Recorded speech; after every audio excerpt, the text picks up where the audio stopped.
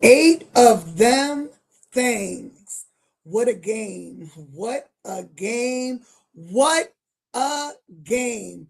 Our New York Knicks defeat the Denver Nuggets 134 to 127 in a double overtime win, led by who other than the captain, Jalen Brunson, with 42 points, 9 assists, and 8 rebounds. Karl Anthony Towns put up 24 points and 12 rebounds. OG Anunoby had 20 points, 8 rebounds, and 4 assists, and the bench contributed 31 points. Tonight was not only a game, tonight was about character. This Knicks team showed us that they're a different Knicks team than what we saw in the month of December. They not only showed physical play, they showed what they were made of. They showed that they're locked in as a team. They literally left cat's blood and all their sweat on the hardwood of MSG tonight. Join us as we break down the game, talk Knicks injury bug, and what a busy day in the NBA with trades. I'm Mrs. Knicks, joined by the Knicks and Ish crew. Tonight, it being me and Knickerbocker Ave, as we talk Knicks. Now hit that intro. Boom shakalaka! The Knicks are grit. These kids and our pot ain't just lit. Bet it's the littest. You know we lit. You know we lit. You know we lit. You know we lit. Turn up, no we lit. Turn up. You know we lit. Let's go deep time. You know we lit. Mrs. Nixon. You know we lit. Kev, what up? You know we lit fast, that's the Pearl A Lord. You know we lit Knickerbocker, have a talk to. Let's go!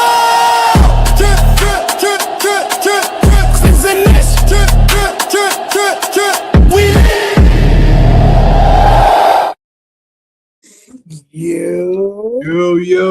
Yo, where's the energy at in the building? As Mrs. Knicks has alluded to, that is 8. Count them 8 in a row. 8 of them things. I'm your boy, the infamous one, Knickerbocker. Give me a salute, ladies and gentlemen. Joined by the first lady of Knicks and Nish, Mrs. Knicks. You already heard. You already know what time it is. It's time to talk that ish. I need you all in the chat. Please do me a big, huge favor and hit like, comment, and subscribe to your favorite panel here on Knicks and Ish, the fastest rising growing YouTube channel here on YouTube. Shout out to our brothers who are not with us at the moment. Tea Time, Fraz, Taz, the Parlay Lord, of course, Kev Rodriguez. I'm sure they'll pop in somewhere. They'll probably pop in somewhere because they always they probably fall asleep, wake up, and like, yo, what the fuck just happened, bro? I mean, today's game was like a whole extra 45 minutes. No shit. So let's do some quick housework. Of course, the one and only Matty Ice is already here. Bro, can you please stop using my government name? I'll let it out when I have to. Please stop. J1 the building. What's good, my brother? What up, cuz? Jeremy's house. And of course, we can never have Knicks and Ish without the love. Big Wilton Oliver was good, my brother. Yo, then it started. Denez, what up, Denez? And yes, R. Jones, the host of Ours Untitled. I was not able to join tonight because obviously I was watching the game. I'll probably catch it on the replay. During the game? You see, that's the thing, because R and Dom, they're similar in age, so I always mess with Dom about his age, but Dom is probably is still like one of the most like diehard Knick and Yankee fans, and I think he's a Jets fan too, but diehard, and he'll stay up at whatever time and he needs to. Anybody else in here? Oh, and then BDP, yep. He's always here. Yep. Much love and respect to him. So let's set the stage here, folks. The New York Knicks have won 8 in a row, outlasting the Denver Nuggets in a double overtime victory. It should have only been one overtime. I don't know where that bullshit call for, at the end at overtime, the first overtime. I mean, it's incidental contact at the most. But that was a nasty cut that they gave Karl Anthony Towns. Man. But he looked like he called Shakur Stevenson a pussy or something, bro. But I just look at that.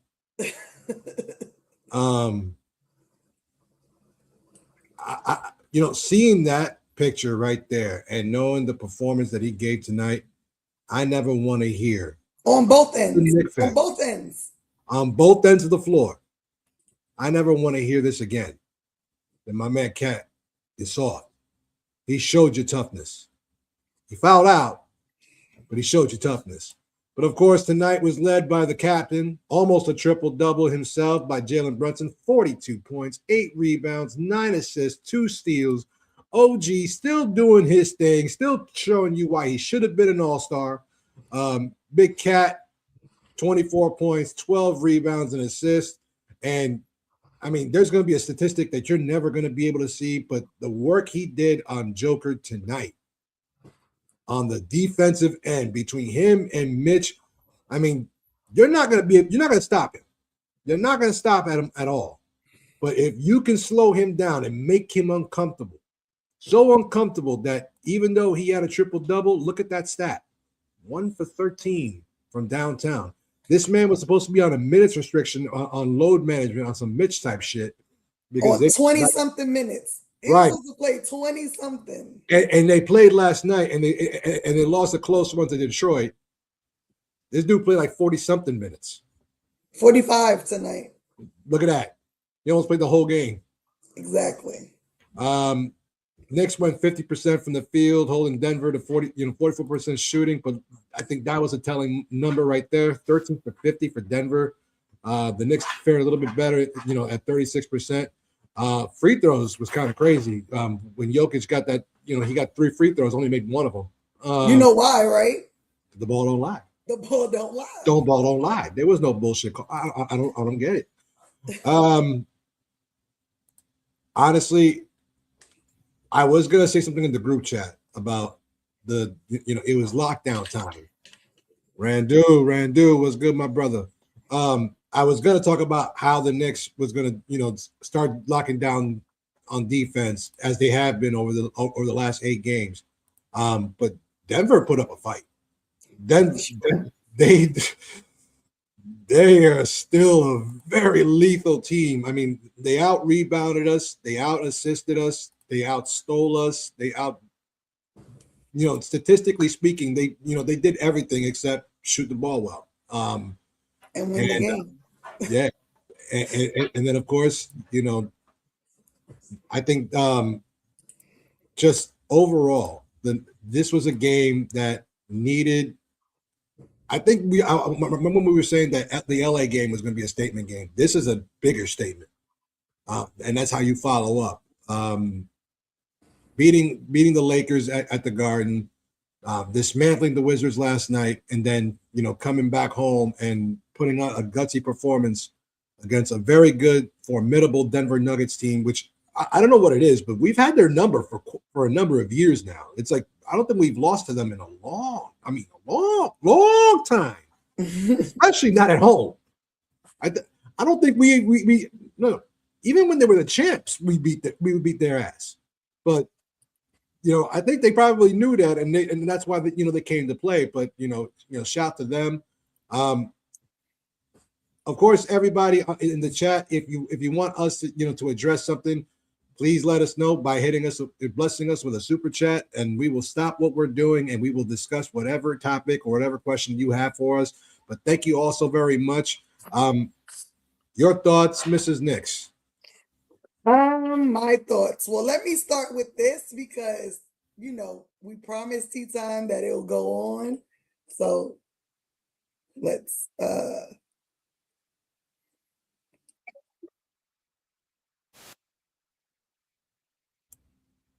what the It don't sound right without sound. It don't look right without sound.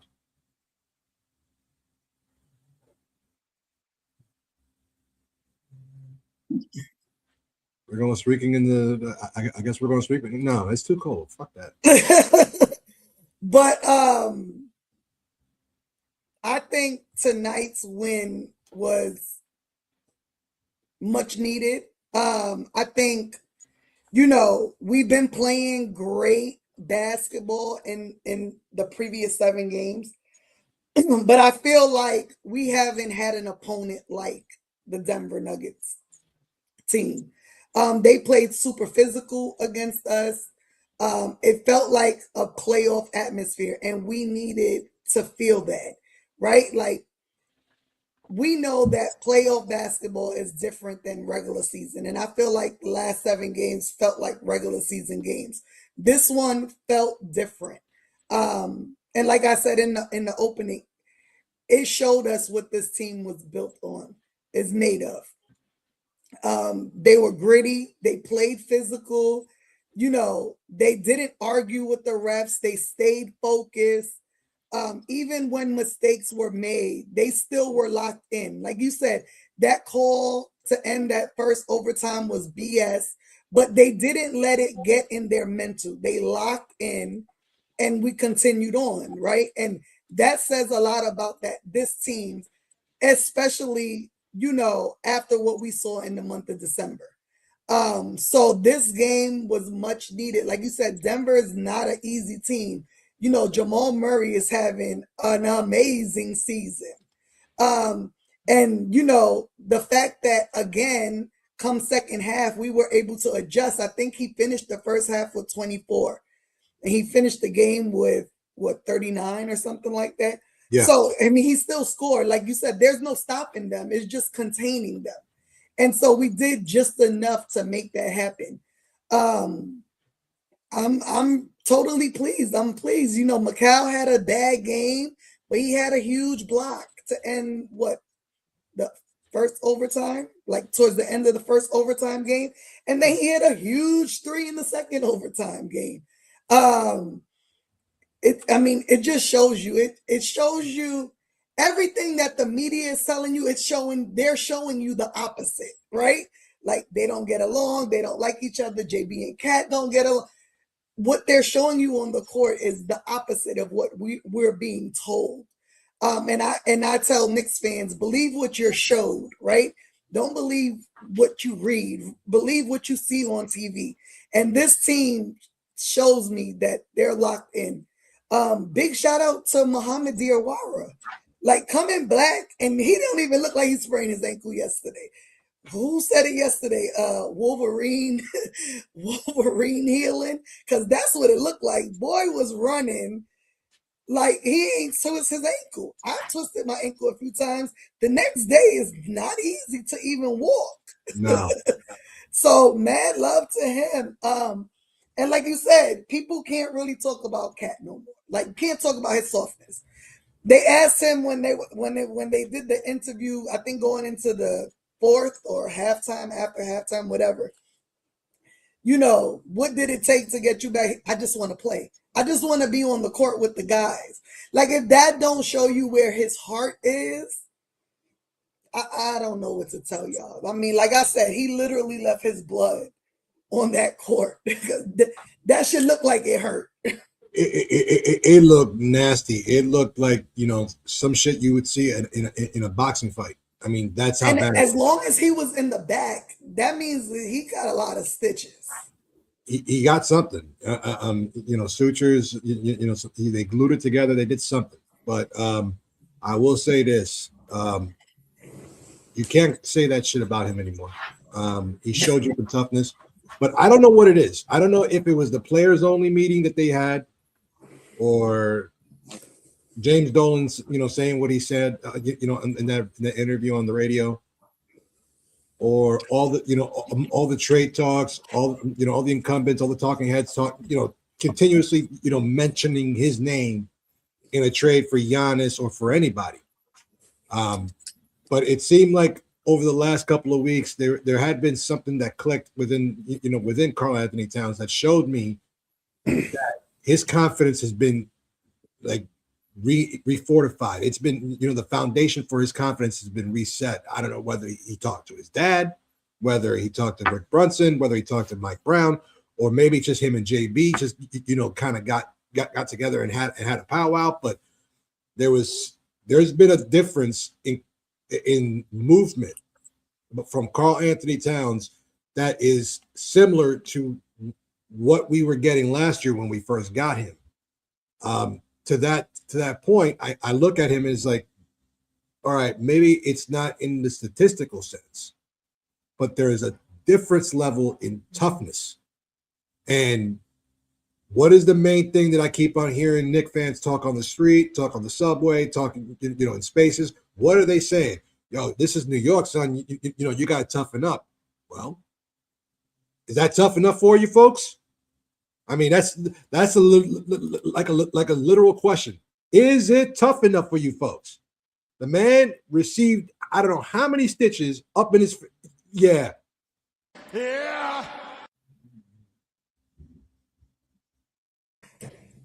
That's funny, Jeremy's house. You know what? He actually might have to too, because we got Detroit on Friday, which is, we really need that. We need that get back. And the rest of the schedule prior to the All-Star break is not easy. It's still like a pantheon of bullshit, because it's, I mean, I could just look at it right here and just tell you. So we got Detroit on Friday. We're at Boston on Sunday. So then on Tuesday, at home against Indiana, and then to close out the All-Star break, we're in Philadelphia again to close out that series. And then once we're out of the All-Star break, we're back home to then host the Pistons again. So it's kind of like knuckle under time. And the Knicks at this point in juncture, tell me who's a hotter team.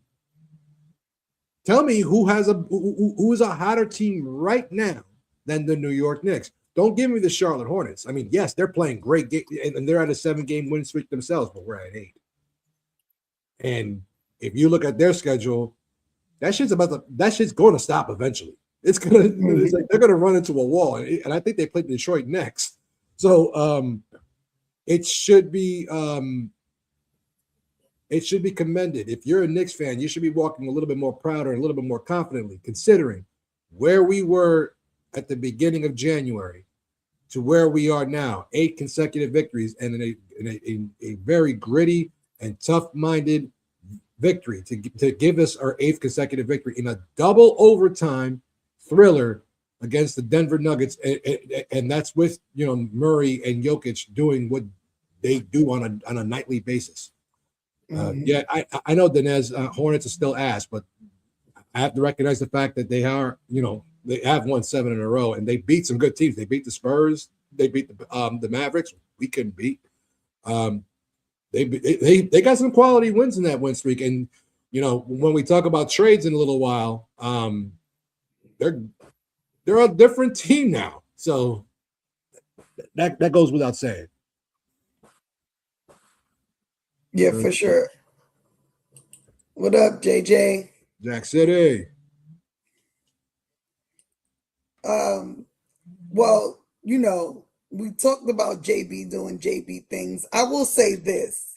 There was a part at the very end of the regular of the fourth where I felt he was really, you know me, and us here at the show. We're going to say it as it is, right? Like, captain, not captain, Jalen, Cat. If they do something we don't like, we'll speak on it. I feel he was really selfish in that end of that fourth quarter. I feel like everyone in the whole entire world knew he was going to go for that last shot. And he should have used himself as a decoy. And that's the very few things I dislike about Jalen Brunson's game, for sure. Like, love everything about him. Wish he would put up more assists, and he has been as of recent, right? But in situations like that, you have to trust your guys because we know you're going for the shot. Everyone knows you're going for the shot. You have to make yourself the decoy and not take it. You have other shooters, Landry, OG, Cat. You know what I mean? Like you cannot be fully selfish because that absolutely could have cost us this game. Absolutely. Especially the fact that we didn't have Cat the whole second overtime.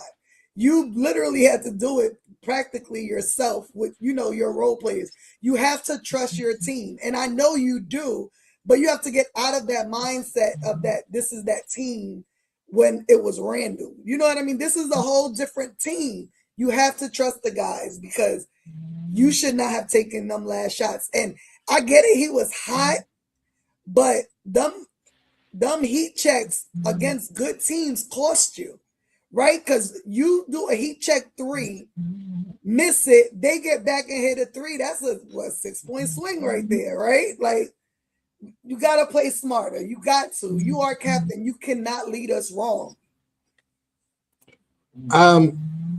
In the captain's defense, we all know that he emulates his game a lot to Kobe Bryant, and so in his defense, I have to look at it as like if Kobe were here, God rest his soul. If Kobe were here and it was his position, it was his team and his game to lose, what would he do? Yes, Kobe would have chucked it and would have taken the shot. There are things to be said about that, what you just said. It's like, absolutely. Should he have created, for his teammates? Absolutely. I think that without Josh Hart, was probably the only person he trusts, 100%. He trusts them with everything. Because Josh Hart wasn't there, there wasn't that, that person. And because Cat wasn't, he was involved in the fourth quarter, but because he didn't foul until, till midway through the first overtime. But Mitchel didn't really have it. OG, was on the other side of the court, which is where he usually is anyway. And, Mitch, I'm sorry. I'm still thinking about that one play where Mitch was all alone on the top of the key and he ran the lane on Jokic. Jokic was like, what? And my only response in the group chat is, what the fuck did I just see? And then I got a message right after that, Steve telling me, this is like, yo, that's Instagram, summertime, Mitch. I'm like, oh shit, that's right. You mean this one right here? Tennis averaging a triple-double. Robinson blows past him, though. Over Tennis averaging a triple-double. Robinson blows past him, though. Joker just looked at him like, wasn't expecting that. Like, you do that, dude. you be on that shit. But on some real shit, like, I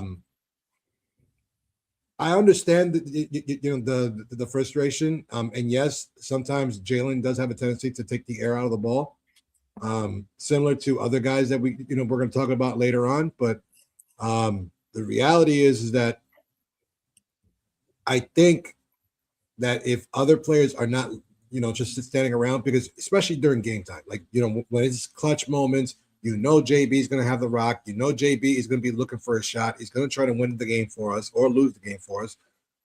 Like so many other, main guys on our team have, Melo, Patrick, so on and so forth. But yeah, I think you're right in that sense. But guys need to be able to, they have to create for themselves too. They can't just be standing around. They can't just, Mitchel can't be parked on one side and OG on the other. You can't have Deuce, who hasn't played in a while, but Deuce will be standing around. You can't have Cat doing that either. So, yeah, no, I agree with you. I think that falls more on coaching, right? There has to be plays drawn. Those are situations where you draw up a play. So there needs to be plays drawn up for situations like that. You know what I mean? That's just my take on it. Like there needs to be a set number of plays that they can rely on to either free him up better or open up for someone else? Well, it's actually kind of interesting because the ESPN broadcast tonight, I watched the game on that one, and they were talking about how if Jalen takes under 15 or under 20 shots, the Knicks have like a 27-1 record or something like that. Mm-hmm. Under 21 shots. Right. And if he shoots over 21, they're 12-12. Well, what did he shoot tonight?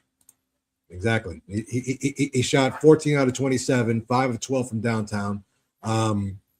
And he had 8 rebounds and 9 assists. So in this case, it worked. But you're not going to be able to do that, every single night, especially when you start playing more quality opponents like like the Detroit Pistons, or eventually, because we have yet to see the champion Thunder. We have yet to see, the Utah Jazz. I mean, I'm not saying too much about them, but you haven't seen some of these other teams, and so you eventually have to come up with something different, and it can't just be on you. Even though, yes, you're going to take the majority and the bulk of the shots. However, you cannot be the hero every single night because, one, it'll get taxing. Two, we need you to save some of that shit for the playoffs. For sure. Like I'm dead ass. You have to save some of that shit for the playoffs. Because we cannot. I mean, yeah, the regular season is important, but we need that shit for the playoffs. Yeah. No, for sure. And then not only that, like it's about, teams already knowing what's about to happen. We watched them every night. We knew what was about to happen. Right. So, like you said, scouts already know. I mean, he's the clutch player of the year. He's the reigning clutch player of the year. So, if a team doesn't know he's going to take that last shot, then they ain't got good scouts. Right, exactly. So it's just like, we just have to play smarter. And BDP, I absolutely agree. When we have a good lead, we have to chill with the threes. Like, unless we just shooting them at, one of them games where we can't miss, but that shit causes a lot of issues because then it's the long rebounds, teams that are really fast get the running on us. I think you have to go back to old school basketball, right? Like if you have a good lead with a little bit of time left, they can shoot threes. If we shoot twos and make them, we still put you just have to put points in, right? You just have to put points on the board. Right. You don't need to shoot like basically shooting yourself out of the game, really, even though you're in the lead. And I mean, I'm sorry, but I've subscribed to the idea that the too many threes theory is lazy basketball. It's really lazy basketball, and it's so lazy that when, like you just mentioned, the long rebounds, and then you're not getting back on D, even though it's a lazy offense, then it should be a much more efficient defense. And that's what the coaches are thinking, but that's not what's happening on the court because what ends up happening? Guys are if you're so lax on offense, you're not responding, you're not quick on your feet to get back on defense, which leads to to the lobs and long passes, down court. And guys are, whether you make it or you don't, guys are already, halfway down the court and you're still looking at the shot going down. It's like, come on. So what BDP is saying is absolutely 1000% accurate. They really need to start getting back to, once you're at a comfortable lead, you don't need to just, resort to threes. You can start playing basketball straight up, a la, whatever park you played at, play it straight up. You don't have to just be, let's just do threes because Coach Brown, wants us to hit 40 threes and it's part of the doctrine. Come on. 40. Man. Today we shot 50. Yeah. Insane. 50. We took 100 shots and 50% of them were threes. That's insane. Well, in fairness, it was a double overtime game. So I'll let that slide on that count and that count. No, 10 minutes doesn't make a good excuse for 10 more threes. Okay. Because if we usually shoot 40 in four quarters and we shot 50 today, overtime is only 5 minutes. I'm gonna give them the break because we won. Okay. Look, we won. No. Because if without those 10 extra threes, we probably lose this game, and this turned into a whole different podcast. True. I just think it's still a lot. It's still a lot, especially I'm not disagreeing with you. When we were up by the 7 points, we could have chilled out a little and just again, not many teams could beat us in the mid range. We know this. Mikal shooting three, he had a terrible shooting night, was bad looks. It was terrible. He should have went to Mitty Mikal. The only reason why I'm not fully subscribed to that theory is because we know for sure in today's NBA, not even a 25-point lead is safe. So if you're up by 30, then yeah, chill. But if you're up 7, I mean, if your defense it was on point, which tonight it was, there was stretches where, the Knicks got lackadaisical. I'm like, all right, you know what I'm saying? Like, yo, play the game correctly. Play it straight up. We don't have to be, that predictable where I knew that the 3 was going to the corner and it's either going to be OG or Mikal, or we knew that Cat or JB was going to walk up to a 3. But there's somebody else I really want to shout out tonight. Shout out Kevin McCullough Jr. got 2 minutes tonight. Very important defensive minutes, may we say. Absolutely. And shout out to Jordan Clarkson, who got the start tonight in place of Josh Hart, because we got to talk about these injuries. Jordan Clarkson, 24 minutes, 11 points. He was efficient, 5 of 7 tonight. I had to laugh at that, Knickerbocker, because I'm like, so he goes from DNP for how many games to third string minutes to starting. I'm so confused. I don't understand. I'm watching it and I'm like, so the Knicks couldn't get a Yabusele trade, or they're trying to show that Clarkson still got something in him to add him to something because nothing else makes sense. There's no way you go from DNP to third string minutes with literally the third string, the entire third string, to then start over Diawara starting. I think it was a matchup issue. Matchup? Clarkson plays no defense. There's no matchup. No, but I trust Clarkson more with the ball than I do with Diawara. Diawara is still he's still trying to figure offensively. Offensively, I trust Clarkson more with the ball than I do Diawara. Not to say that Diawara is not there. He can't handle it, but he's not there yet. I mean, you can still see the rookie sloppiness out of him. Even though he's showing you toughness, he's showing you that he can defend. He's showing you that he has some toughness in him. But I still trust Clarkson with the ball more offensively than I do Diawara. I'm sorry, you can't convince me otherwise. I mean, I understand what you're saying. I just think it's weird. I just thought it was weird. I'm just like so confused about why he was starting. I mean, I get it. Clarkson is a vet and he knows how to adapt and adjust. And so I understand that. But his handles ain't what it used to be. He looks really sloppy offensively a lot of the time. What did he say? I don't know what I have no idea what so contrary he's talking about. Maybe he can enlighten me on that one. But right now, let's talk about the injury bug. Wait, because we got to show love to one other guy in today's game. All right. Mitchel Robinson. We showed him a little love with his little offense, but defensively, he gave Joker fits. Joker fits. Oh, since you mentioned that, I got to play this just because I have to. All right. I have to play this. Where is it? Hold on. Oops, wrong thing. Where's it at? Video. Because it was only one play, but 4 of 5 from the floor. JB. Jokic guarded by the smaller Brunson with 5 in the shot clock. Jokic spinning, trying to create some airspace. Comes up short with a JB held his own on that play. I was proud of my boy. That was nice. You know what it is? he won the Timbs last night. He's like, yo, I can rock this shit. For sure, that was pretty dope. But since we're talking about the Timbs, he won them today. Cause man, oh man, on the defensive end, Cat needs to stop. What is Cat doing? I don't know. I'm just glad that Landry Shamet is wearing a shirt this time. He's always topless, trying to show his six pack or some shit. But no, Mitch played a hell of a defensive game.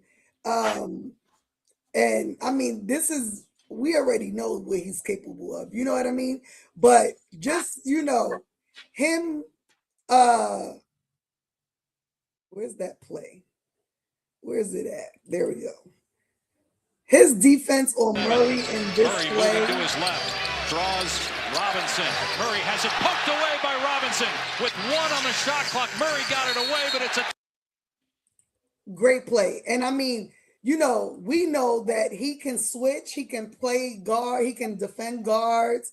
His vision defensively is like equal to Tyler's vision offensively. Right. Like he just sees things that other people don't see defensively. And I want to give him love because, it doesn't always show on the stat line. People overlook defensive players a lot. And, Mitch is super important to this team. And, what we saw from him defensively today was great basketball. Right. Yeah, it's actually going to be very interesting because the Knicks do have to make a decision after this season. We all know, and if you didn't know, Mitchel Robinson is a free agent at the end of the season. He is the league's leading offensive and best offensive rebounder in, bar none. And he's going to be looking for a payday. I'm sure that he loves being in New York and everything. And, everything that he does contributes to Knicks victories. I mean, that was definitely one of my favorite plays of the night. But the Knicks have a decision to make. They, what do you do with Mitchell Robinson? Is he worth, I think it's 160 or 180 is the max deal that the Knicks can offer him over 5 years. Or they probably can offer all the way up to $200 million. But do you pay Mitchell Robinson $200 million, considering his injury history and his lack of offensive prowess? He's showing you a little bit more this year. Maybe, that's what Mike Brown's been promising throughout the entire summer. And that that's what we've been seeing from him, on Instagram. But the thing is that how much is what he does worth to you? And honestly, I'm asking everybody in the chat, if you have a number of how much you think Mitchell Robinson is worth, please let me know. Because Darlene, you hit it right there. That's what happened with Isaiah Hartenstein, and it worked out for him. He got a massive big contract, went to the Oklahoma City Thunder, and won an NBA championship. And now he's on the trading block. But he's still getting paid. He has a ring. I'm not mad at his situation. He probably ends up in LA or something. Might be chilling. Who knows? Might go to Miami. Who knows? Yeah, I mean, if I'm the Knicks, to be honest, I'm gonna try and make something happen before he gets put on the market. Another team is taking him. Oh, absolutely. Another team is taking him. I'm sure Cleveland will take him up immediately. Facts. Because they don't want to see him anymore. So if I'm the Knicks, I make a deal happen. I mean, we have his bird rights. Give him whatever. It's not going to really hurt our fucking salary cap situation. Actually, it will. Actually, it will, because even if, say the number is 4 years at 160 or 180 million. The Knicks can go over the second tax threshold because of the fact they have his bird rights. However, that puts them over that second threshold, and that's when they start, seeing severe penalties. And given you're gonna have Clarkson's money falls off. Man, fuck the penalties. Look, they charge you $500 to get into a game. They can afford it for a championship. Because think about it, we basically have everybody else locked into contracts, right? The only one we don't is Mitch. Right. So it's not like we have to sign him and then sign someone else. So you take the fucking hit. We're locked in with this team for the next, 4 or 5 years, because everyone's locked in. The starting five, yes. Right. So it'd be the starting five, but then, eventually you're going to have the same problem with Deuce. You're going to have the same, and then you're going to have to figure out what you're going to do with Yahoo and, the rest of the bench. And then I don't think the Knicks will have any exceptions after that because, they have already used it on Yahoo, and I think it's a 2-year deal. I mean, and Deuce, we have his bird rights too. Yeah, we do, and because of the structure of his contract that he had that he signed a couple years ago, he had like reverse. His max ceiling isn't that high. It's right. It's not like I think the most he can probably make is 3 or 4 years at 50 or 60 million. It's like similar to what Mitch is getting paid now, right? But it is an interesting situation, and even whether the Knicks win the title or they don't, that is a question that you have to really think to yourself: how much is Mitchell Robinson really worth to you? I mean, I know what the sentimental amount is; it's astronomical.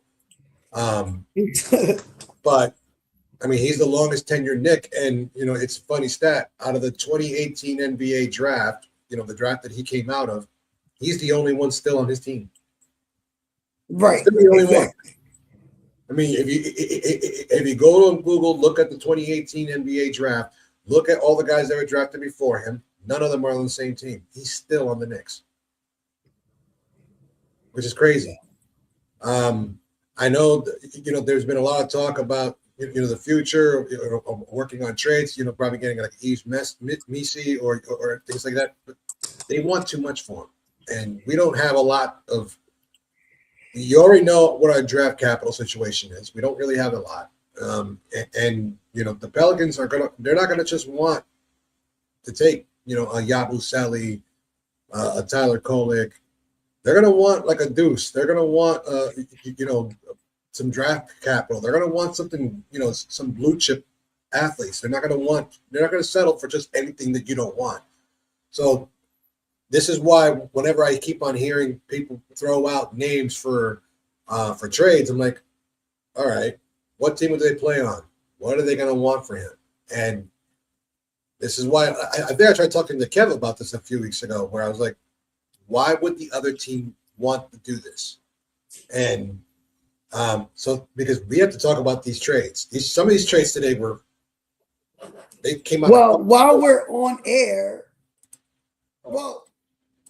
yeah, we could talk about the injury bug later. But while we're on air, one just happened. What the? The Golden State Warriors trade Jonathan Kuminga and Buddy Hield to the Atlanta Hawks for KP. Literally, it just broke.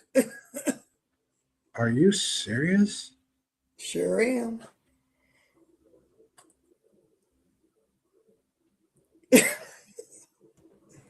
Well, it's kind of obvious that the Warriors, he kind of is, but he has a ring. So at this point, I don't think he gives a shit. But the crazy thing is that the Warriors, I know, were deep into conversation trying to to lure Giannis out of Milwaukee. Right. But that doesn't seem like, I mean, it's still probably there, but I mean, the biggest trade chip that I thought that they would move would be Kuminga. But now if he's on his way to Atlanta, along with Buddy Hield, then the only thing that they could possibly do, if the Warriors are still trying to go after Giannis, and that's, of course, if Giannis agrees to it, is that they would have to trade Draymond Green. So let me ask, because I'm not sure about Giannis. Does he have a no trade clause? Like he has to okay the trade? So he doesn't have a no trade clause per se. What he does have is that his contract is a player option, and he has a 4-year, $275 million extension on the table that he didn't sign. He could tell the new team, I'm not re-signing. Exactly. So that's why no team is willing to mortgage the farm for him, even though if it is for like a 3-month rental. Considering, and I've actually just thought this on my own. I didn't need some talking head to tell me this. The dude is technically injured, hasn't played, and let's just be realistic. Even in the games that Milwaukee's played with him, he hasn't looked stellar. So what exactly do you think you're going to be getting here? And I know that a lot of Knicks fans want to jump the gun and get involved in that because it's Giannis. Yes, I understand. I know who it is, but this doesn't make sense because one, doesn't fit. Two, which Giannis are you getting? Are you getting the Giannis that won the MVP award a few years back, or are you getting the Giannis that's getting booed out by his own city? Right. Yeah, I don't know. Which one? So who do you think won this trade? I hate to say this, but Atlanta won this hands down. Hands down. Without question. The Atlanta Hawks just got better. You added Jonathan Kuminga and Buddy Hield, 2 guys that can shoot the ball and can add some much needed offensive power to add to that team that's trying to dig themselves out of the funk that they put themselves in by moving Trae Young and making all these moves, and they're trying to compete in the East, at least if not make the play-in, probably make the top 6. They realize that they have to compete against the Miami Heat. They got to compete against the Charlotte Hornets. They got to compete against the Orlando Magic. Just their division alone is not easy. So right. I think the Warriors, they're going to be exciting if everyone's healthy. That's the problem. But that's a huge if, because Steph he's not playing now. They lost Jimmy Butler. KP hasn't been healthy in 3 years. Maybe even longer than that. I don't think he's been healthy since he was the early stages of a Knick. He's been hurt every season. One can be said. I think he had one good season in Dallas and a good half season in Boston when they won the title, and that's about it. But he still was hurt those seasons. Right. He was hurt both those, but those are probably his 2 best ones after the Knicks. So, again, if you think, you tell me, hey, anybody in the chat, you tell me who won this trade. I say Atlanta wins this hands down. Yeah, I think so too. Because you never know what KP Golden State is getting, like you said. He not only's been injured, but he has like this weird illness that no one seems to be able to either address or even know what it is for like the last 2 seasons. He's got the Croatian clap. That has made him miss many games. He's got the Croatian clap. It's like it comes from Croatia. No one knows what it does and what it does. And yes, I know KP's Latvian, but Croatia's not too far away. Right. It's in the same area. It's in the general vicinity. Right. And it affects the same general area. Well, in his case, right. So let's see. The next trade we could talk about is, let's do this one. Oh, sweet Jesus. The Dallas Mavericks traded Anthony Davis, Jaden Harley, and D'Lo and Dante Exum to the Washington Wizards for Chris Middleton, AJ Johnson, Malachi Branham, and Marvin Bagley III, and 2 first-round picks and 3 second-round picks. That seems like a lot. For No, someone who, it seems like a lock because it is. I'm just saying, like, did they throw in the 10-time All-Star to like make up for all those damn picks that he ain't worth? Yeah. Because this ain't a young Anthony Davis. This isn't a healthy Anthony. Anthony Davis, what we were just talking about, KP, hasn't been healthy in God knows how long. Let's just say he's been in Dallas for what, 2 seasons? Yes. We've never got to see him play live because he's always hurt. I don't even know who wins this trade. I think someone hilariously edited a picture of him and Trae Young and asked the question, who's stopping this duo? And my smart ass replied, injuries, an ingrown toenail, paternity cases, hair clump for men, a jam finger. Hair clump for men because Trae Young balding and this dude with unibrow. So maybe that was the reason for the trade. AD is going to provide a little bit of the unibrow and help Trae Young fill in the gaps.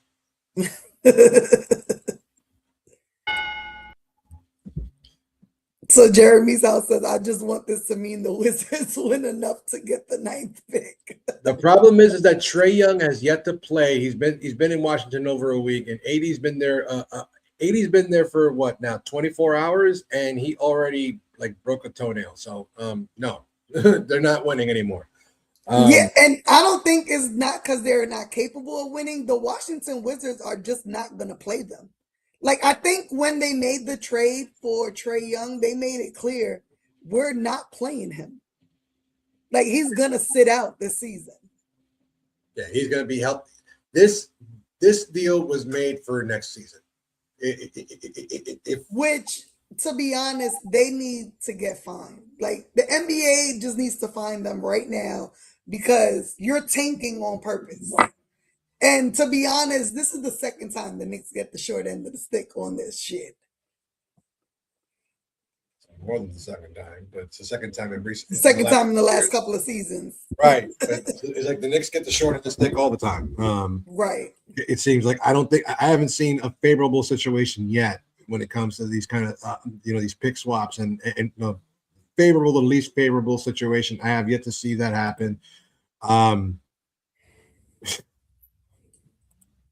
Doctor's orders and advice, yeah. Good one. Yeah, so I agree with you. No one wins that trade. That was just a whole bunch of maybe Dallas because they get the picks. Maybe Dallas wins because they get the picks. And I think I also said something on Twitter. It's like, so the Dallas Mavericks traded Luka Doncic for nothing, for free. And no, but not if you look at it, because if you take a look at what they got back for him, it's ridiculous. Because let me see if I can pull it up. So they lose Luka. They get Cooper Flagg, Max Christie, Chris Middleton, AJ Johnson, Malachi Branham, Marvin Bagley III. Obviously, some of those guys are gone. But they get the Lakers 29 first round pick, the Thunder this year's first round pick. They get the Warriors protected first round pick in 2030, the Suns second round pick in 26, the Bulls 27 second round pick, and the Rockets second round pick in 29. So I'd say that they made out pretty well after trading Luka Doncic. And they got Cooper Flagg. They still have Kyrie whenever he comes back. That's if he comes back. And their salary cap. I mean, I think that the biggest thing, they only have like 150 million of actual salary going into next season. So Dallas might become a destination next season. I mean, I understand what you're saying. I say they got nothing because I'm sorry, I'm not sold on the Cooper Flagg hype. I don't think he's that good. I'm sorry. He's just a regular basketball player that, fortunately for him, is getting hyped because of his ethnicity. That's my opinion. I don't think he's really special. I don't see a Luca in Cooper Flag. I don't. I don't. So I say they got role players at best for Luca, who's a generational talent. Like him or not, there's not a lot of players like him that can do what he does. Cooper Flag ain't that. You get in the first round pick this season, cool. Not many teams draft well in the second round, so all those second round picks are going to be probably busts. They're trade bait. That's it. And a lot of them hoping that 2 second rounders equal a first rounder, and no, that doesn't necessarily happen. Especially, and I never. You see, I'm the kind of person I never like really value picks anyway. I've never been a person to value picks because it's always a could be, would be, should be kind of. Coulda, woulda, shoulda, right? Exactly. You don't know. You're only banking up potential, and since college basketball, as good as exciting as it is, and my buddy Steve will always talk about that. College basketball, some crazy shit. These one and dones end up becoming busts a lot of times. I mean, I just go back to the year that Cat was drafted. Who was after him? D'Lo. Who was after him? Jahlil Okafor. After him was KP. All these guys were supposed to be like generational talents, and only one of them is still around, really, and that's Cat. Yeah. After that, and you even think about because they had that draft class was pretty good, college wise, right. that was a competitive draft class. You even think about, was it Miami that drafted him? Justice Winslow. Yeah, he was nasty in Duke, nasty, and he ain't last. Jahlil Okafor, granted, I love him. I still to this day love him. He plays on the Puerto Rican national team. Right. His only issue was he came into the NBA at the time where we were transitioning away from real big men. And he played real big man ball. He wasn't a 3-point shooter. The game was turning into those 3-point shooter big men. He was in the paint, bang your body, get to the hole center. He was a true center. I see what you're saying about Jahlil Okafor. My issue with Okafor, though, is that his college career never translated into the NBA. And if you look, for me, it was a motor thing. He didn't have a motor in the NBA. That motor that you saw. No, he didn't have a motor in Duke. He right. I looked at his game very much like Tim Duncan, very slow and like really like they played at their pace. You couldn't, make them go faster. They were big men. He just played at a slow pace. But when you look at big men from back in the days, that's really how they played.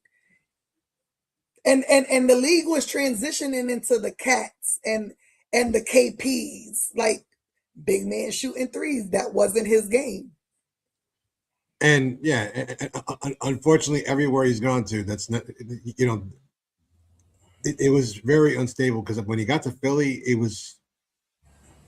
wasn't the same. Right. They were still in transition. By the time he got to Brooklyn, he has been relegated to basically the 12th man off the bench. So I see that. Exactly. I remember that one too, man. Oh, I remember him too, Willie Cauley-Stein. But he had a pretty good career in Sacramento, I think, for like 3 years, and then something happened. I lost track of where he was. But moving on to the next trade, obviously. Which one you want to do? Well, you have to talk about the big one. The big one, that happened. James Harden. Moving on. Oh, that was yesterday. I didn't take a screenshot of that one but let's talk about it anyway. James Harden. Now, a member of the Cleveland Cavaliers. They traded Garland, right? Yeah, they traded Darius Garland and some draft considerations to the Clippers for James Harden. I'll say Cleveland is fucking stupid. Yeah. I don't care what nobody says. I'm not trading a 20-something-year-old for someone who may have another year in the tank. I don't care. And I'm listening. Yesterday, as the trade broke, Frank is in the room playing the Gilbert Arenas podcast or a clip of Gilbert Arenas talking about this trade. And Gilbert Arenas says, this trade puts Cleveland as almost a guarantee into the finals. What are you watching, Gilbert Arenas? What NBA are you watching, Gilbert Arenas? This trade does not put Cleveland in the finals. I don't know that this trade makes Cleveland better. Garland, you're not getting a James Harden from OKC. Like, you're not. This is an older James Harden who, like I said, may have another year or two in the tank. To pair him up with someone else who needs the basketball a lot in Donovan Mitchell. The only thing that, me and Frank were talking about is that Harden could throw up lobs and they got two big men that can put it down. Okay, but you still have two guards that need the basketball. So I think Cleveland was absolutely dumb. I don't know. Harden is like 38 years old? Like, are you kidding me? He's 36 or 37, 30, 35, 36. Yeah, he has another year or two. I have to agree 1,000%. If you were going to move Darius Garland and you were doing it for James Harden, you needed to do it 5 years ago. Right. Like you said, I'm trading for Houston's version of James Harden. Right. Not maybe even Brooklyn's version of James Harden, for the small sample size that he was there. Why would I trade him now for this version? And I know what they're sorry, he's 36. Right. So you're trading for a 36-year-old guy who needs the ball. Meanwhile, you already have a young guy in Spider who also needs the ball. And let's add this. Who doesn't perform well in the playoffs. Neither one of them do. Who gives up on multiple teams. Well, Spider did that once, but that's neither here nor there. But James Harden has done it multiple times. 3 to 4 times, yeah. There we go. Stupid. That shit was dumb. And on top of that, knowing full well that the only reason he wanted out of Los Angeles, his hometown, he wanted out of Los Angeles simply because his contract wasn't fully guaranteed for next season, and he wanted something more than 2 years at $80-something million a year, or something like that. And I'm looking at it as like, bro, I understand the money. I'm never going to, deny someone their money, but one, you're not worth that, and two, that explanation that he gave about he wanted to help the Clippers organization to help rebuild. Well, number one, they're not rebuilding. They just won 16 of the last 17 games. Two, they're trying to compete and at least compete for their division and make the playoffs. And I don't think a championship is in their future. Not with Kawhi Leonard still there, but if you really wanted to help them, why don't you take a pay cut? Right. I don't know. Because the money thing. This is his end. You already know. To me, it was just stupid. If I'm a Cleveland fan, I'm pissed off. I'm mad. I would be. I would definitely. I'm mad. If you Garland, you get back something young and talented. You don't get a washed up James Harden. You don't. I will be pissed. All right. So evaluating that James Harden to the Cleveland Cavaliers, Did it make Cleveland even better? No.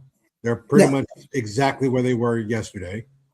And secondly, and not as fast. And not as fast. Right. So if you, I'm just going to look at the standings real quick. The Cleveland Cavaliers are currently sitting at 4th at 30-21, 3 games behind the Boston Celtics and us, because we're tied for second. They're only a half a game above the Philadelphia 76ers and the Toronto Raptors. So if you look, so if you're asking me, did Cleveland get better? No. If anything, they might get worse. Defensively, they're not much better. They're not faster. They've gotten older.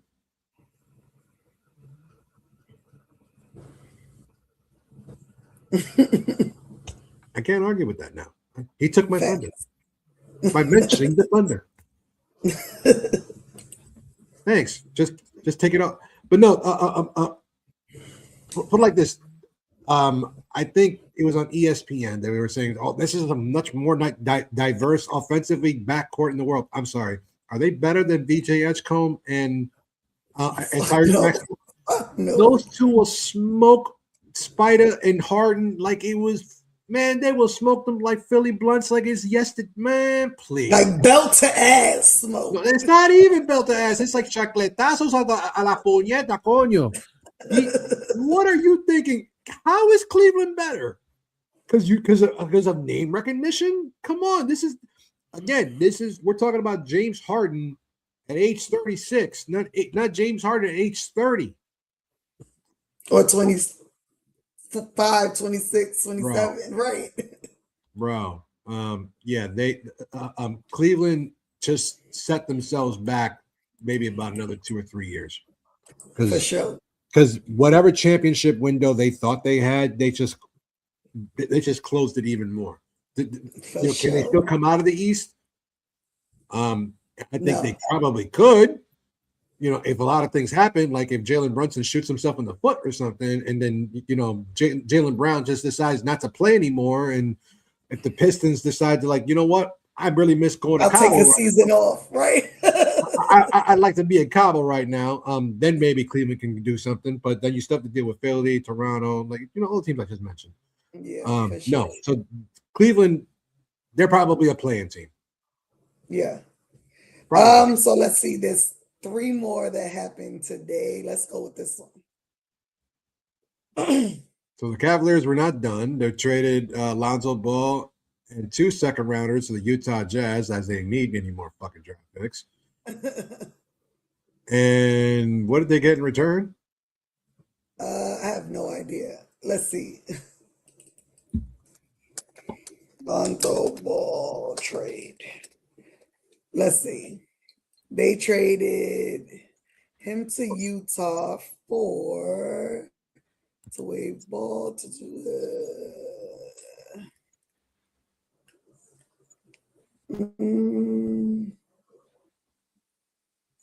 So the Cavs surrendered their only remaining second-round pick in 2028 and 2032, and now don't control. I mean, it doesn't even say who they got him for. It looks like a salary dump. Yeah, because if I'm not mistaken, they're already talking about that Utah is going to end up waiving him. Right, that's what it says. Mm-hmm. So basically, they got rid of Lonzo Ball. They got rid of their 2 point guards, and brought James Harden in, and accrued about $80-something million in debt. Right. Kevin, what's next? You're gonna bring back LeBron? Well, you have 15 hours from now to do it. Why not? Let's make it one more time. LeBron and Cleveland. Yeah, nothing that I'm reading shows what he was actually traded for. So I'm assuming probably picks, because it was a salary dump, because they were already over the second apron with the trade that they made for Harden and them. So it was a complete salary dump. was stupid. Yeah, I mean, do you think someone picks Lonzo Ball up, or I'm sure Lonzo Ball will still find a home in the NBA. I think he's still a qualified player. not that he's not a qualified player, but is someone's medical team going to clear him?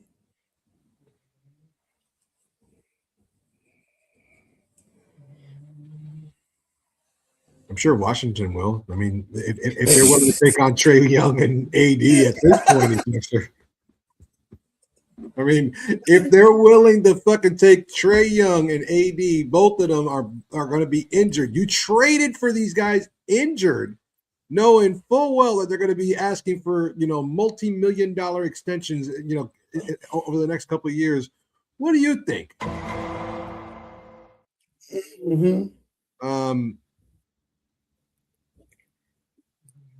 So let's see. The next one. I'm still just tripping out that poor Mike. We haven't touched on it yet, but Mike Conley. Where's he going? All right, so I've seen situations where guys get traded that quickly, but within a matter of 24 hours, he gets he starts off in Minnesota, gets traded to Chicago, only to get sent immediately flipped and sent to Charlotte. So it's like he didn't even get a chance to say hello, Chicago. Let me try the deep dish or nothing. He just went, yeah. Like go to jail, go directly to jail. Do not pass go. Do not collect $200. Let's go to fucking Charlotte. And I'm like, wow. That's crazy. That's like fucked up. Yeah. Let's talk this one. Let's see. Chicago Bulls are trading Kobe White and Mike Conley to the Charlotte Hornets for Colin Sexton and Ousseyn Dieng and three second round picks. I think that Charlotte is starting to figure out that they can really build enough talented young players, and they might be a year or two away to becoming what Orlando has been for like the last couple of years. They're going to be a problem because they have veteran presence now. They have Conley.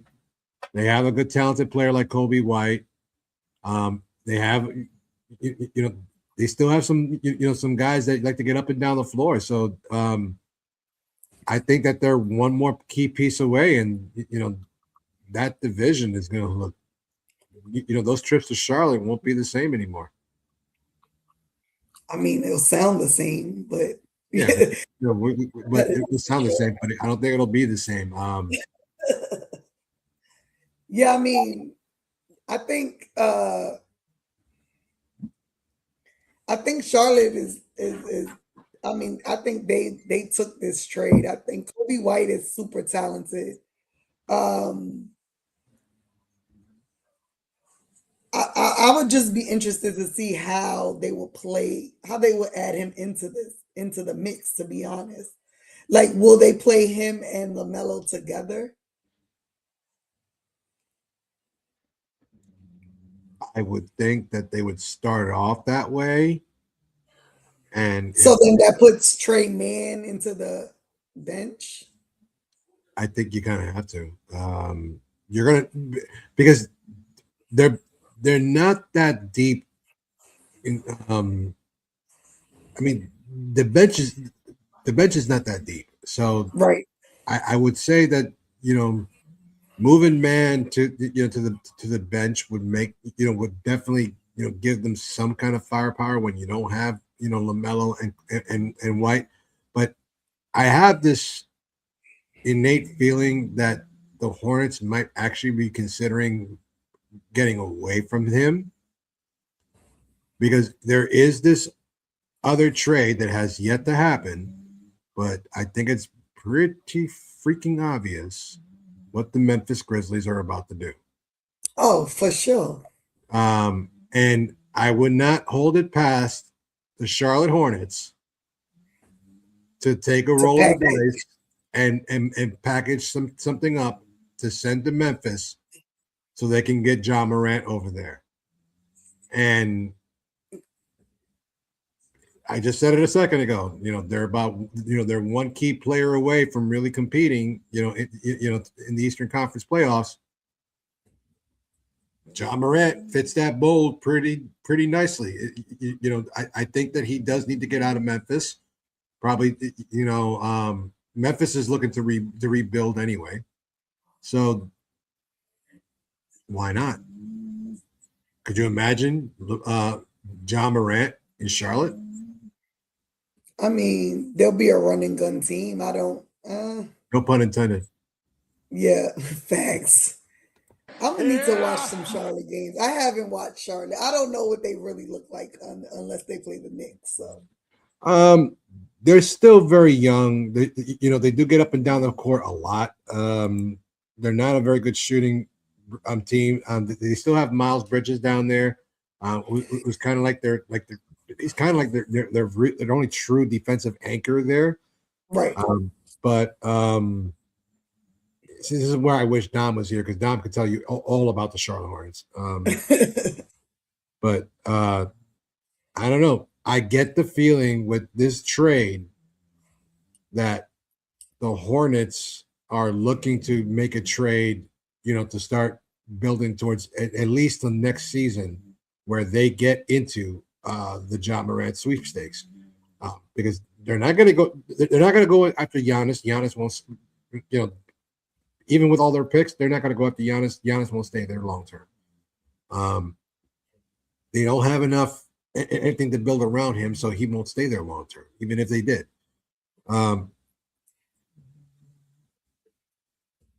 Yeah, Jeremy, I'm sorry, dude. There is a dog snoring. That is my English bulldog Delilah that snores like a fucking howitzer. I keep telling her to shut up. She doesn't listen. And if she's not snoring, she's like licking really hard. Like that is the curse of having an English bulldog. They are loud, they're obnoxious, and they fart like fucking crazy. So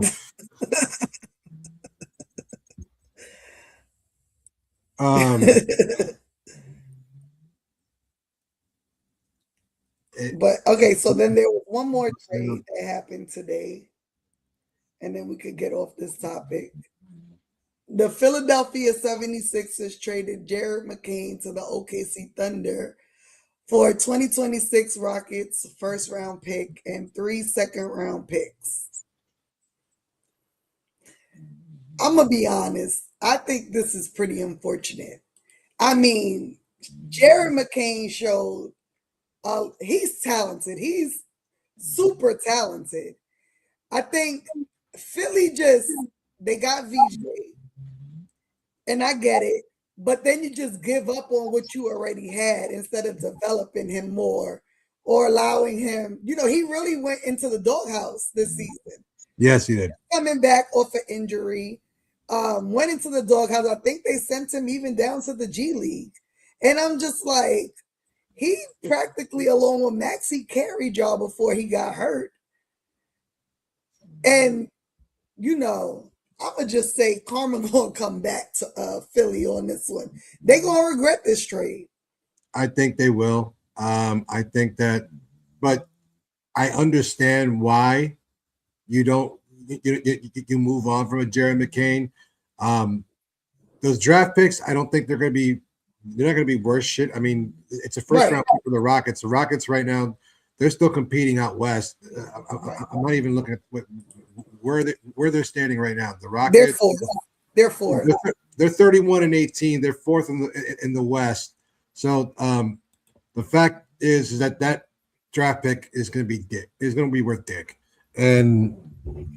But I don't think Jared McCain fits what the Sixers hope to be going forward. I'm going to be like, thinking, I'm not going into projection, but I think that the Sixers may be looking towards a future that's going to be built around Tyrese Maxey and VJ Edgecombe.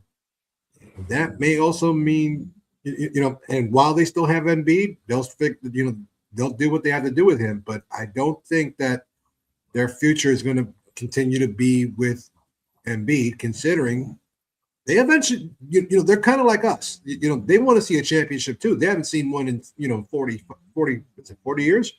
So they want to see one too. And so from the message boards and the groups that I've seen that Philadelphia is. Some people are feeling the same way that you are. Jared McCain, is a great raw talent, but I don't think he just fits with VJ, with Tyrese, and what the Sixers are eventually going to try to be. They're going to try to be this, this formidable, young, up and down kind of team, and McCain doesn't fit that anymore. I don't agree with that. I don't agree with that. I think when you look at if he doesn't fit with their starting lineup, I could get that part. But you can't tell me he can't lead that second unit. You can't tell me he couldn't have been their sixth man. I mean, I take him over Quentin Grimes any day.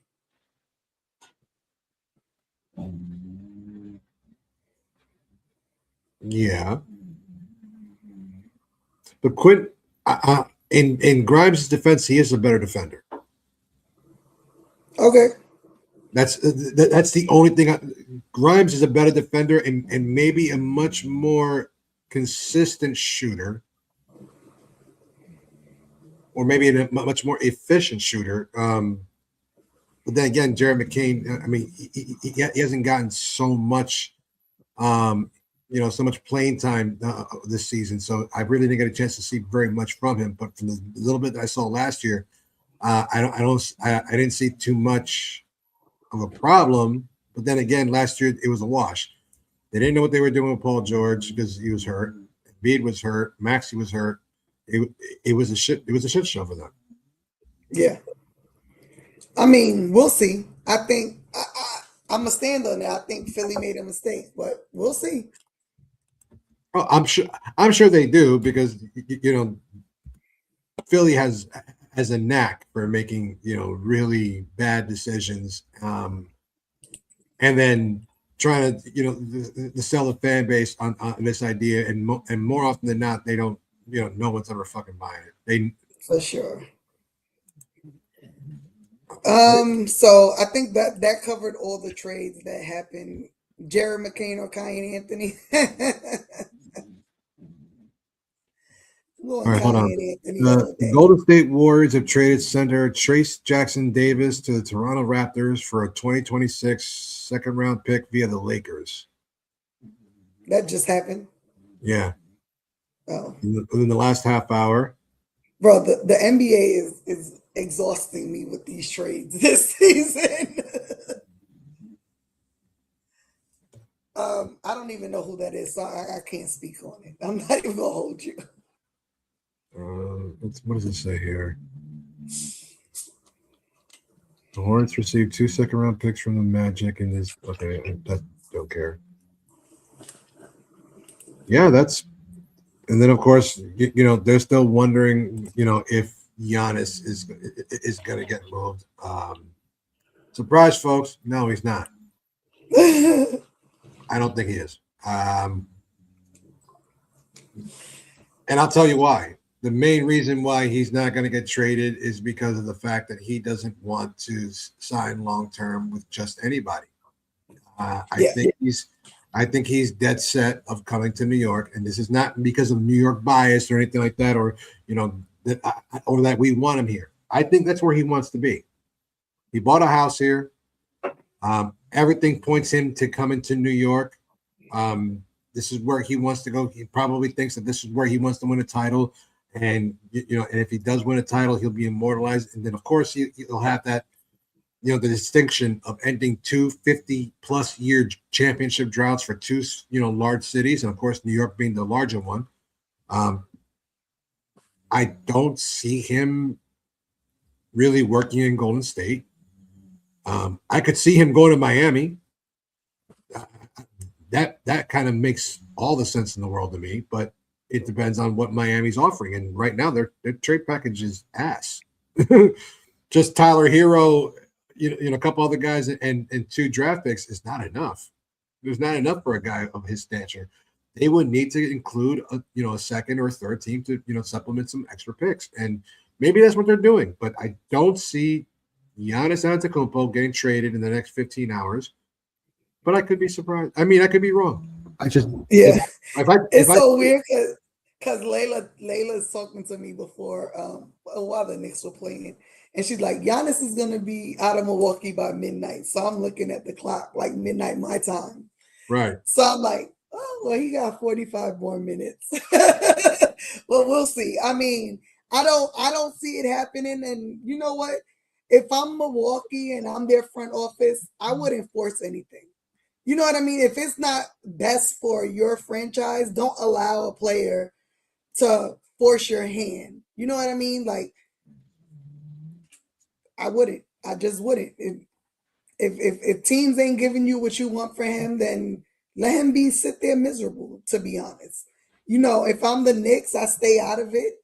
I'm good with this team as is. If we can't get rid of Yabusele and we have to have him on the team for the rest of the season, then so be it. I leave our team as is. Because I mean, when they're locked in, like we saw tonight, they're a fun team to watch. And they're a team that can compete with anyone. I stay out of the mix, to be honest. If we can't just make a little tweak to the bench, we leave it alone. If I'm the Milwaukee Bucks front office. As we speak, breaking news.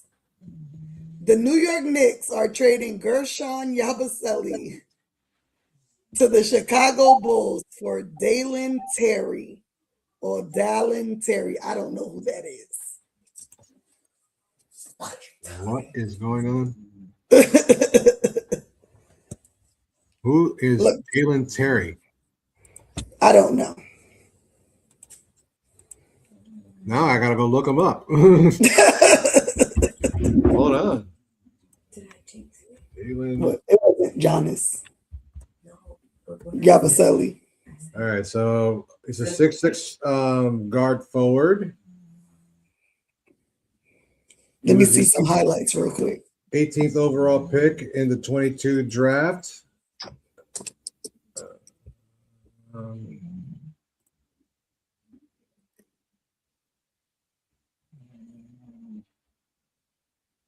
All right, so we got another shooter.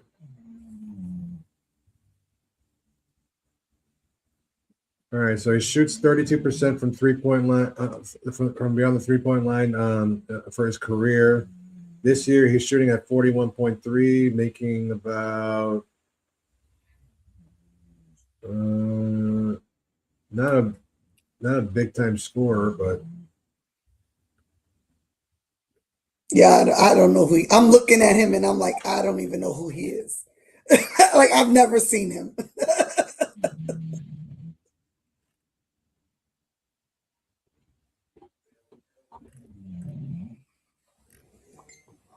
I mean, to be honest, does it get worse than Yabusele? Yeah, exactly, Jeremy. It can't get worse. It don't even matter. We got him off the roster. That's it.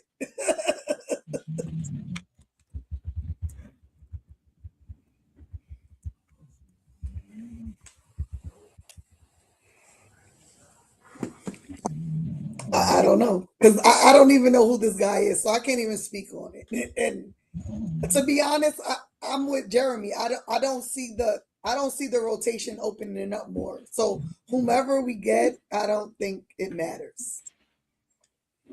I'm trying to get some information on him. All I know is he's 6'6". He went to Arizona. He was the 18th pick by Chicago in 22. Doesn't seem like he's a big rotation player. He's averaged maybe about 11 to 13 minutes. He has played a lot of games over the last few years. Not a big scorer. Not a good free throw shooter either. He's about a 64.7% free throw shooter. But he plays defense. Apparently. That's what I read. I didn't find any highlights on him, and this is just a drop of a dime because it just happened. I found some practice video. Granted, practice videos are So he's a deceiving. 3-and-D guy, more or less. He's like a 3-and-D. I'm gonna show what I've. Oh, wrong thing. I'll show some of his practice video that I came across. Again, this just happened, so I, of course, wasn't prepared. But let's see.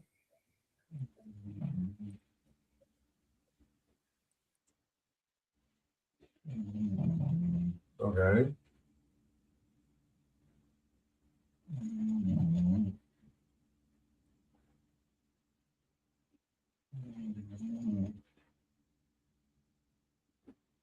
So what's his contract like then?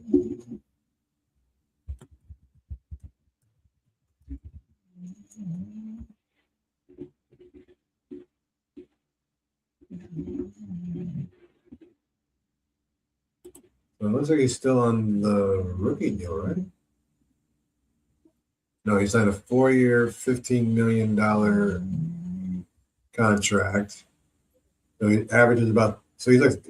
So the Knicks shed $2 million, more or less, because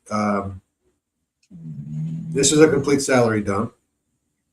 That's exactly what this is, because Yabu was making about almost 5, and this guy's making 3.5. But it's a club it's rookie scale contract. So this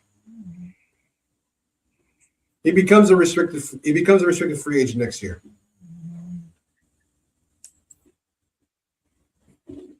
The Knicks might actually end up, more than likely, are going to end up waiving him and bring somebody, and maybe finally, and this will probably bring a smile to your face.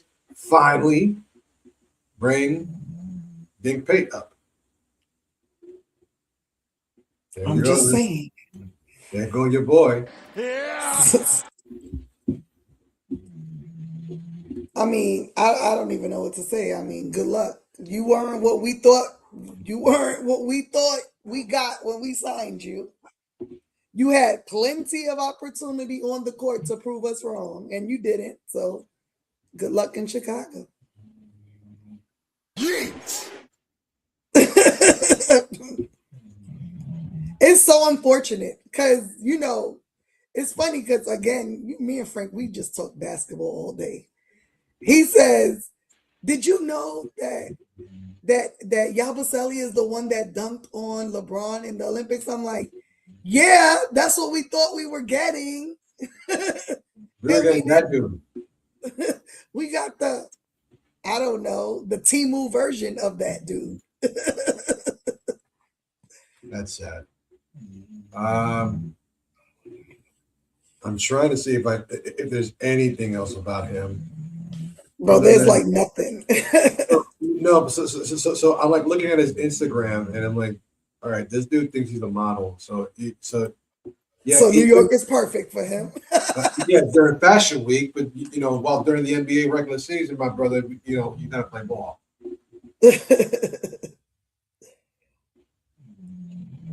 Whichever. Oh, Leon just needs to find a sucker. These trade rumors, these trades.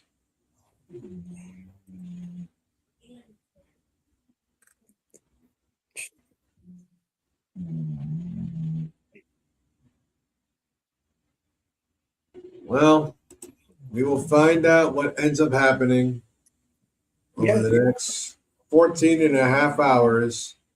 We're going to go to bed, and then tomorrow we're going to find out that a lot of niggas is not where they were yesterday. For sure. Like, this dude was over here. What happened? Right. So just quickly before we leave, because we had an hour and a half, which is crazy. We had on our topics, have the Knicks get hit by the injury bug. What's your thoughts on that?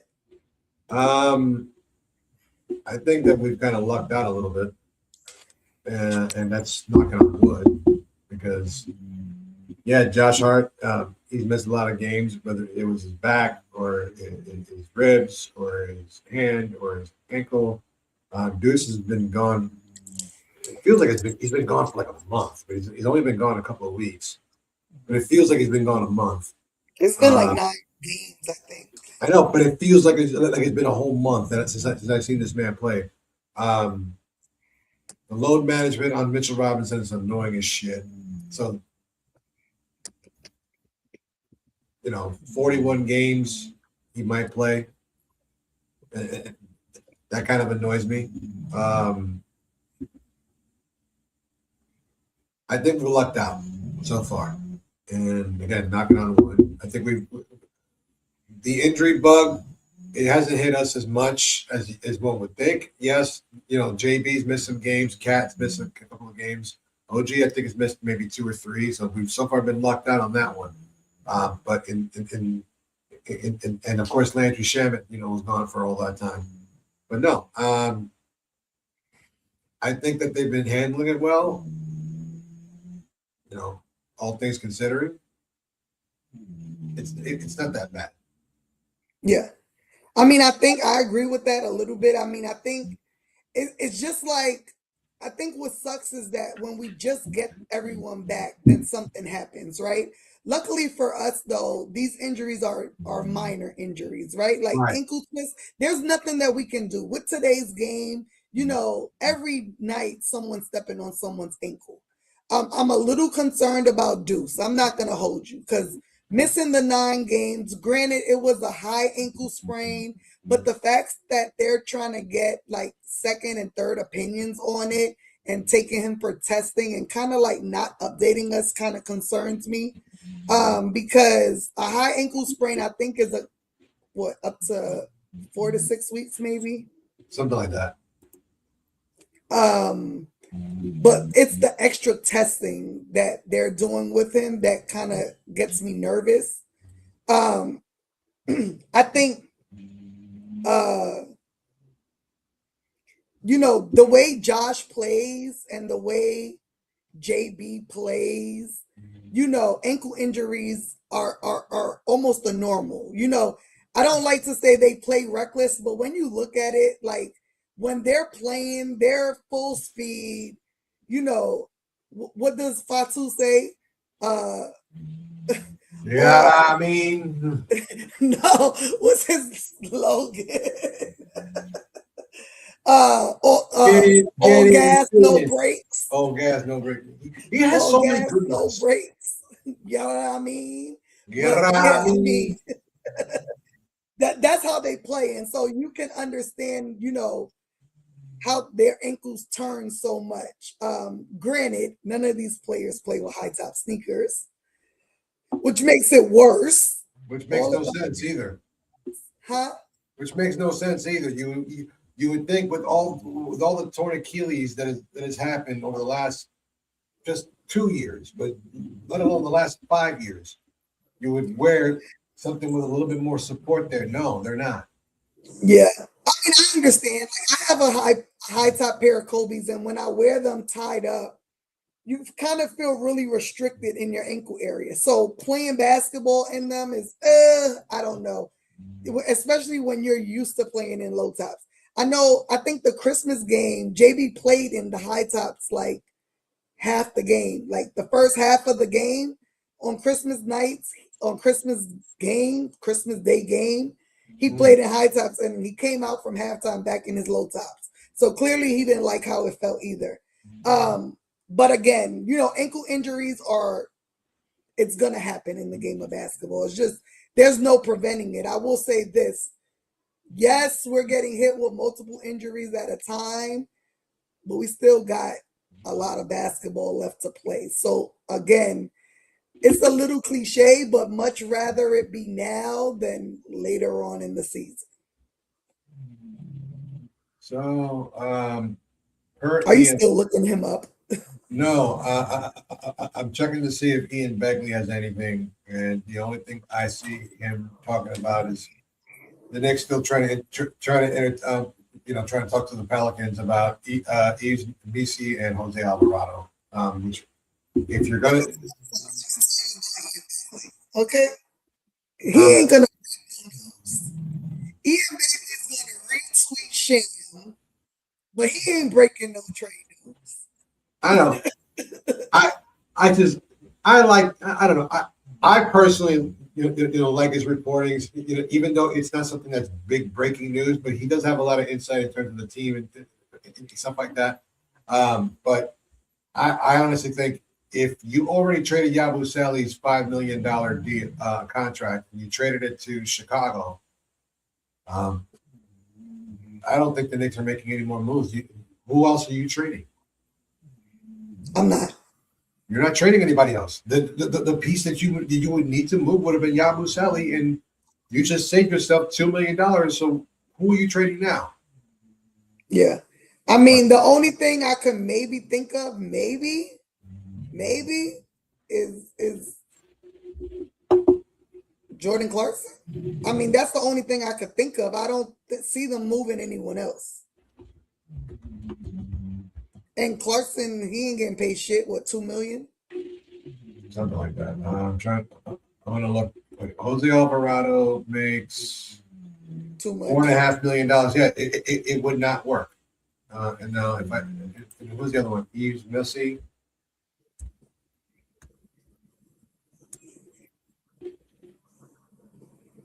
He makes 3.3. So that's $7-something million. You would have had to have traded Yabu plus Clarkson plus one other piece, like and then the enticing piece, because when people talk about these trades, just trade him for him, it'll be even swap. It's like, what's the enticement? Why would the Pelicans do this? Right. It's like, they're getting this guy. That's not a fair trade because you don't want him, so why do I want him? Right. And to me, the enticing piece that you would maybe be forced to throw into a trade like that will be a Deuce. Exactly. And that's a dub because he's injured. Deuce is probably the most sought after trade piece that we have. And he has been for 3 years. Right. Every season he's been that piece that everyone wants. He's been like that for 3 years. And I mean, just think about it. When we got Cat and they traded Julius Randle and Dante DiVincenzo, we got mad, but then we found out, wait, they want to do. So I'm like, all right, well. Or even like the Quentin Grimes. Right. Toronto also wanted him too with the OG trade. Right. And we're like, nah, but we also want to do this. All right, you can have them. No, for sure. Low top sneakers in high school basketball players do it in a jersey untucked to the shorts and all of that. But yeah, so we play again when? Friday night in Detroit. Yeah, that's gonna be. Look, let me tell you something. New York Knicks, y'all better be mad as hell that they embarrassed us. What we seen tonight, we need to see that times 10 in Detroit. Or at least times 9. Which is 9 in a row. Right, that too. Yep, you're right on that one. We need to play tough. We can't let them bully us. We can't let them get in our heads. The fans out there have been waiting to see us. So we need to mentally be ready for that game. I still think we can beat Detroit. I mean, I know we can. We can beat them. We just have to play our style of basketball. Period. That's it. They have to come out, and the Knicks have to come out and play like you have to come up, like you said, with a chip on their shoulder. You got to have that memory of that 30-point ass whooping that we got and be like, that should remember the same, feeling that Detroit has had since April or May. And they saw us, we got to do the same thing to them. And we got to make them pay for that shit and be like, you know what? Nah, B. It's about this right here. Let me tell you something, Jeremy. Where they at? I haven't seen one. Because I'm gonna be clear, they ain't built like that. They ain't built like that. No. They not built like that. If they trolling and they yapping, it's because they behind the keyboard. And I'm gonna tell you, last season, I was at game 4 in Detroit, and they wasn't talking smack. They ain't about that life. Speaking of which, when we eliminated them last year, because I was asking you about this earlier today, they traded Jaden Ivey. They did yesterday. They did. Wasn't he the same guy that they were saying was missing and the reason why we beat them because they didn't have Jaden Ivey, and then you trade him? Yep, exactly. And who did they get for him? Forget. Let me see. To the Chicago. I think that was part of the Jaren Jackson Jr. deal. Yes. But they didn't get Triple J. They got the Pistons traded fourth-year guard Jaden Ivey to the Bulls in a 3-team trade that also involved the Timberwolves. Minnesota sending veteran point guard Michael Conley to Chicago, while swingman Kevin Huerter and forward Dario Saric are headed from Chicago to Detroit. The Pistons will also acquire a protected 2026 first-round pick from the Timberwolves as part of the deal. So, yeah. I don't know. I even when you look at that trade, I don't know if Detroit did anything of note or value because trading Jaden Ivey and getting Kevin Huerter. Kevin Huerter is obviously a better shooter, but I don't think is he a better defender than Ivey? No. So you it's not like Detroit had a problem scoring the ball. Right. They had a problem stopping folks. And okay. What do I know? What the fuck do I know? I'm only a basketball fan of 30-something years, but whatever. We're going on about an hour and 45 minutes, and any more breaking news? No more breaking news. Yeah. Oh, sweet Lord. No more breaking news. Yeah, Jeremy, I'll be all over. And so me and Frank are contemplating, because I think we're trying to come up to New York next week. So we're contemplating going to the Philly game on the 11th. So have y'all bail money ready for me, because y'all know I go crazy. And Philly fans, they irk my last nerves. We don't need to be see. I don't need to bring up the bail money. I'll just have the getaway car ready. The back roads of Philly. You know, I lived there for 10 years, so I know all the little back roads and shit. So yeah, I got you. But yeah, so we'll be back on Friday night.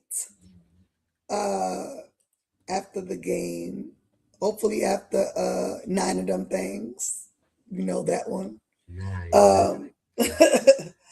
But we appreciate y'all staying with us for an hour and 48 minutes on a late night, because today's game was absolutely exhausting. I'm tired.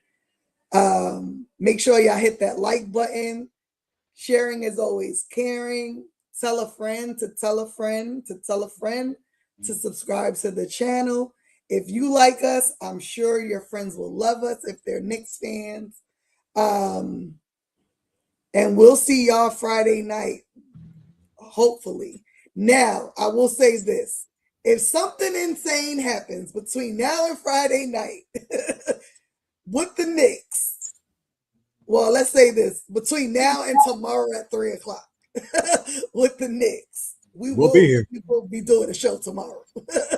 So, but like this, if I wake up and the same 15 niggas that I know as the New York Knicks ain't the same 15 niggas I know as the New York Knicks, we're doing the show tomorrow. Mine is Dalen Terry, because I didn't know. I don't know you, dude. I don't know you. I don't know you. Same time, fool. I don't know you. But if the other 14 brothers is not the same New York Knicks tomorrow morning, we're gonna have. This is not going to be Knicks and Nish. This is now. I'm converting it. I'm taking the name from my old boy. This is Knicks therapy. For sure. I will be a psychiatrist, Dr. Ab. I will be prescribing, whatever we need because Lord have mercy. For sure. So make sure y'all hit that notification bell because if we set up the show because of a nonsense, y'all want to be notified. So no, we appreciate y'all for riding with us. As always, it's always love. So please, if you will, let's hit that outro. Good night. Boom shakalaka! The Knicks are grit. These kids and our party ain't just lit. Bet it's the littest. Cut. You know we lit. Cut. You know we lit. You know we lit. You know we lit. Turn up, no we lit. Turn up. You know we lit. Let's go deep time. You know we lit. Mr. Nixon. You know we lit. Kev, what up? You know we lit fresh, that's the Pearl A Lord. You know we lit Knickerbocker, have a talk to him. Let's go! Things in this.